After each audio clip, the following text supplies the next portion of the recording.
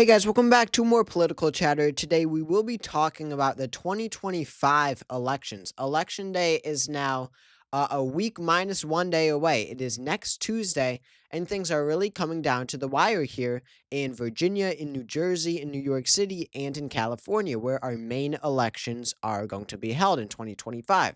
These will really give us a good indication of how the country feels about Donald Trump, but maybe even more importantly, how energized Democrats are. Will Democrats turn out in elections like they have been at rallies? And will this translate into the 2026 midterms? Incredibly, incredibly important next year.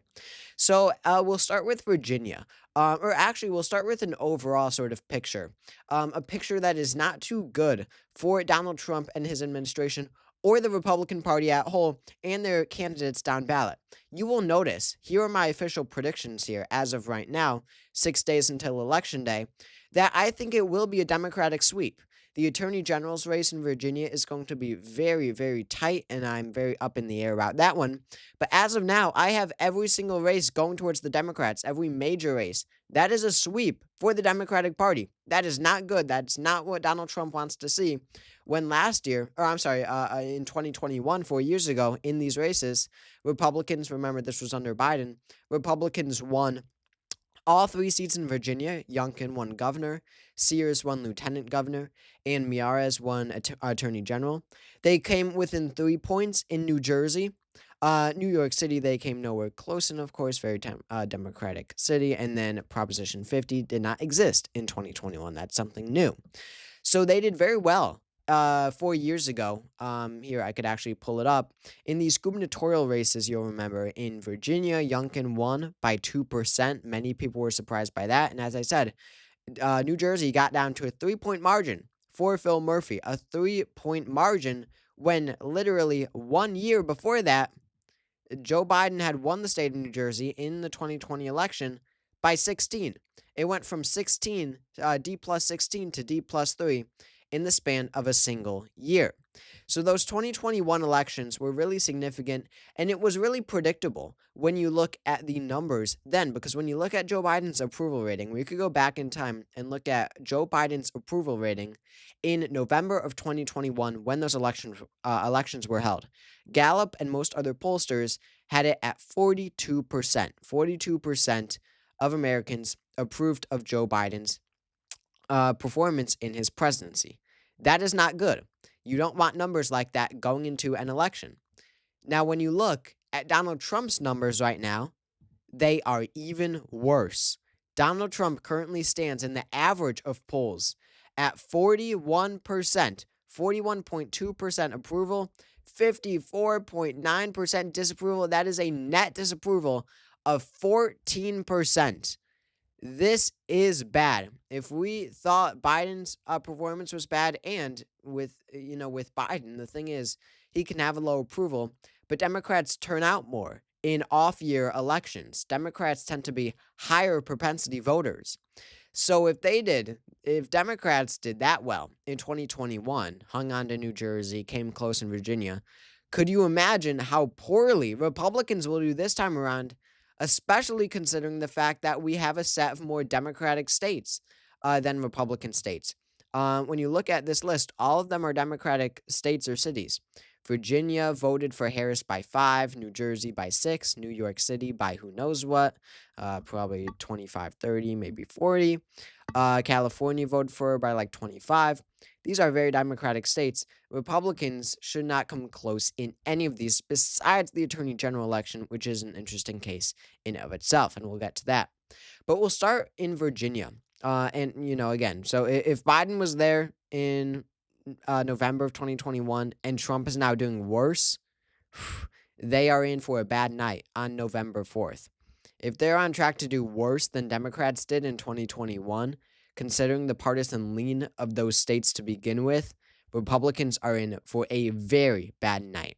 But anyway, going to Virginia. Virginia, we have here, we could actually go to the Wikipedia page. Virginia, we have a gubernatorial election that I think will go to the Democratic Party. I currently have this at an 11-point victory for the Democratic Party, as you all saw in my video, in my election night. It did very well, so I wanted to just clarify my predictions right now. I'm standing at an 11-point margin right now. I had it in this video, and that's where I currently am still. Abigail Spanberger is not a particularly strong candidate. I am very skeptical of these candidates like Abigail Spanberger or Mikey Sherrill in New Jersey, who are running these moderate, centrist sort of, just running on being anti Trump in these liberal states, basically these neoliberals that are running. To turn out former Republicans in the suburbs. They never address controversial issues because they don't stand with the majority of the party on these controversial issues. That tactic, I think, in my distaste, my skepticism of that tactic, is being proven in New Jersey, which we're about to get to. But Virginia, it is not, and I don't think that it is the to the credit of Abigail Spanberger. She proves to be relatively strong in her electoral, in her elections. She proved that in her congressional races. But I wouldn't give all the credit to her. I think that most of the credit belongs to Winsome Earl Sears, the Republican nominee, who has managed to run quite possibly the worst campaign of this election cycle. Just an absolutely awful campaign by Winsome Earl Sears.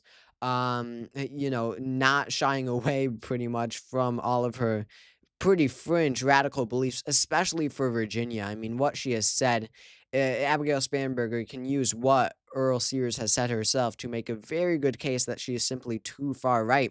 For a liberal state like Virginia, I think this is out of question at this point. I'm going Spanberger plus 10. I think that Democratic turnout is going to surge. I especially think that even a lot of these federal workers that voted for Donald Trump in 2024, or, Democrat, are going to flip towards are going to flip towards the Democratic side. Now, many could stay home, but I would suspect a lot are actually going to turn out for Abigail Spanberger, turn out to vote for the Democrat, even if they voted for Trump 1 year ago in 2024. Remember, Virginia is pretty much the only state where federal workers is a large block of voters. I don't think that one will be close when you look at the polls there. Why is it in 2021? When you look at the polling numbers here, we'll see that Spanberger leads in the averages by 7 or 8 when you round, by 10, by 8, by 7, by 8. So about 8 or 9 on average between all of these aggregates. It's actually 8.2 they give us there. Back in 2021, people say Youngkin winning was such a surprise, but there was a batch of polls right before the election that had Youngkin winning. Now, throughout the race, McAuliffe did lead in most polls, the Democratic nominee, but this was not out of the question that a Glenn Youngkin would win. Just compare that to this round now in 2025, where Winsome Earl Sears has not won a single poll throughout this race, starting from September of 2023. 2 years ago, they did this first poll, and Spanberger has won every single one, or they tied in 2 of them. So Spanberger, Earl Sears should not even come close. I think that this will be a Democratic race for sure. And in the lieutenant governor's race, we are seeing, I think, definitely a Democratic favorite there, Ghazala Hashmi. She is a state senator running against a guy named John Reed. I don't know exactly what John Reed does, but we could look at this lieutenant governor's election. Governor. Let's see if they give us it here. But in this lieutenant governor election, it is proving to be, dang it. It is proving to be, here it is, closer than the gubernatorial election just based off of the numbers. When you look at the polling here, Ghazala Hashmi came out of a very divided primary. I remember watching this on primary night. Look at that map. You don't see a map like that very often. Hashmi came out with 27.5 over other more progressive candidates in the race. I think Aaron Rouse was the more progressive choice here. But basically, three candidates tied for first. Hashmi very narrowly came out on top. But look at the polling here. I mean, you don't see polls, you don't see sets of polls like this, and then the Republican or whoever hasn't won a single poll since since early September, coming out as the winner here. In the most recent polls, Hashmi is ahead by 8, by only 2 there. She was tied in the Suffolk poll, but then by 11, by 7, by 6, by 4, by 7. So this is again a Democratic race to lose. John Reed has been involved in scandal. I won't even go into it because it'll probably get this video demonetized, and you wouldn't even want to hear about it, to be honest, unless you want to ruin your day. Obviously, just based off the numbers here, Hashmi is favored, but you can get an election. We saw this in the Democratic primary for mayor just this year in New York City. Uh, Mamdani led in what, 2 polls out of however many, 30, you know? So, wins like this are possible, but when you look at some of these margins, it does make it tough in a statewide race where you have you have lots of polling going into it. You'd think that you would get some, polls where the Republican does lead. But 4 years ago in 2021, Winsome Earl Sears won this race.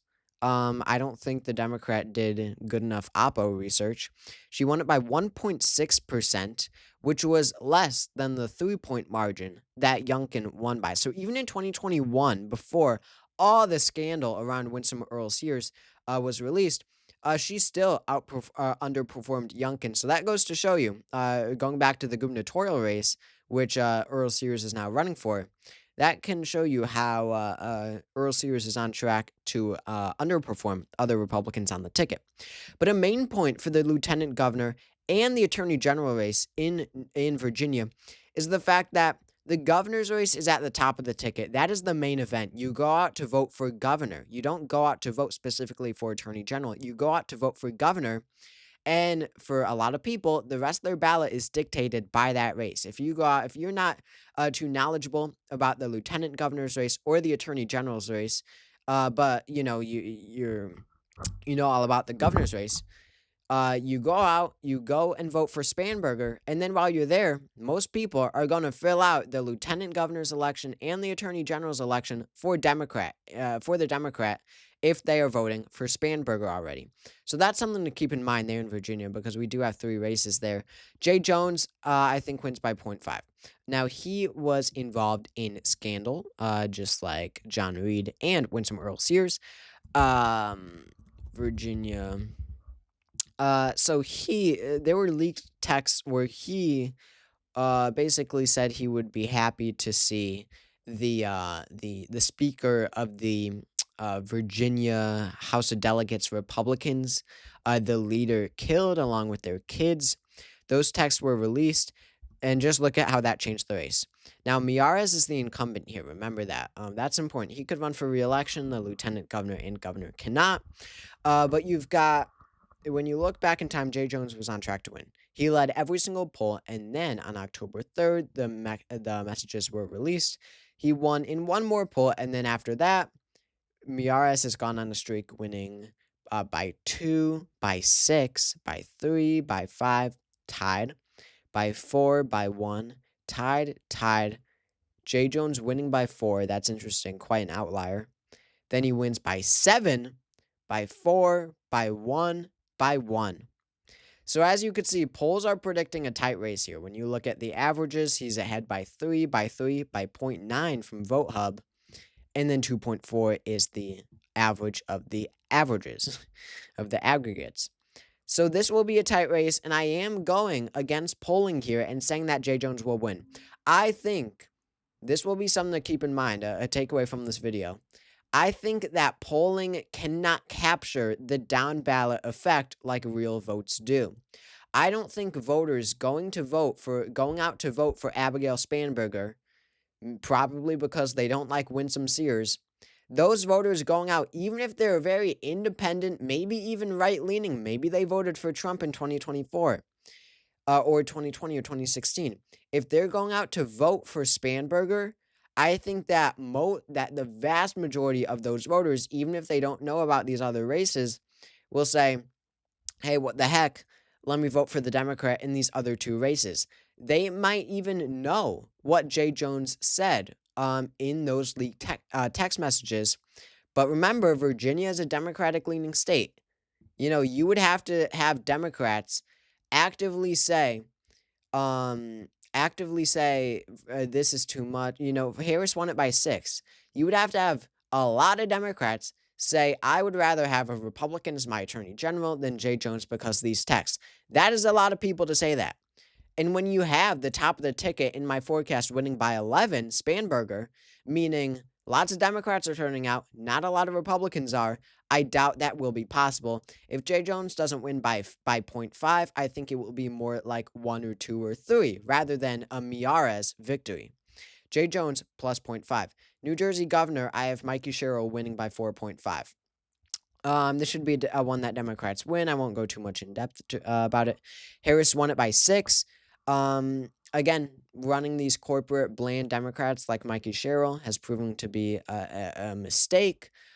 She is having a hard time turning out voters, but it's New Jersey. And the fact that she's underperforming Harris at all, who had a terrible performance in New Jersey in 2024, says a lot about this race. But Jack Ciattarelli, the Republican nominee, he was the nominee back in 2021. He came within 3 points of ousting the incumbent Phil Murphy. I think that Mikey Sherrill will come out on top. Zohran Mamdani will easily be elected mayor of New York City. That is great news for the left. The political left might be back looking at results like this. And I'm going to be bold. I have a very bold prediction for this one. I think that Zohran Mamdani is going to win by 25 points. When you look at the polls in this race, you will see not a lot of polls have anything like that. You've got, obviously, he leads in every poll. So in every poll where all 3 candidates are in the race, Cuomo, Mamdani, and Sliwa, Sliwa the Republican, Cuomo independent. In every three-way poll, Mamdani is leading, so it's a joke to think that he is not going to win. He will easily win. But most polls have him around 10. Or, yeah, we had 10, 10, 15 there, 14.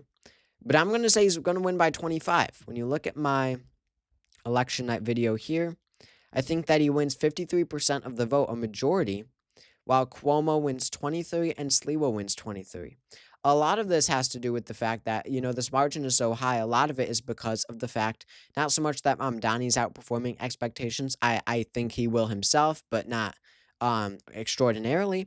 But more so that Sliwa does better than expected, which takes away from Cuomo's vote. You could see here, I think they just about tie. In the election, Sliwa, in these last final days, a week ago, I would not have said this. In these last final days, Sliwa has been pushing hard, getting lots of attention, even nationwide, and really making the case against Cuomo, not so much Mamdani.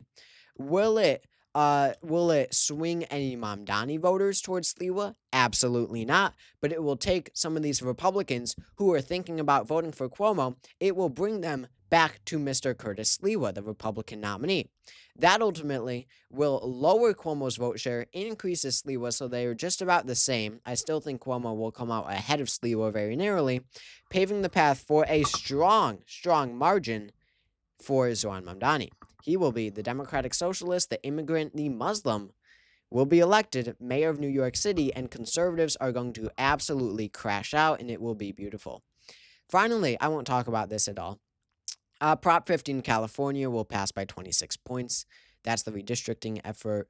Obama, Newsom, Chris Murphy, AOC even, everyone is getting involved in that one. That one will not be hard. Democrats will gain 5 seats in the House there. So this is my prediction. Here it is. Virginia Governor Spanberger plus 11, Lieutenant Governor Hashmi plus 5, Attorney General Jones plus 0.5, New Jersey Governor Sherrill plus 4.5, New York City Mayor Mamdani plus 25, California Prop 50 plus 26 passes. This is not my final prediction. I will make another video probably the day before the election with my final prediction, but here is where things stand. So thank you all so much for watching this video. I hope you all enjoyed it. Make sure to subscribe if you haven't already. That really helps out a lot. Drop a comment to let me hear your thoughts on this, and I'll see you all later.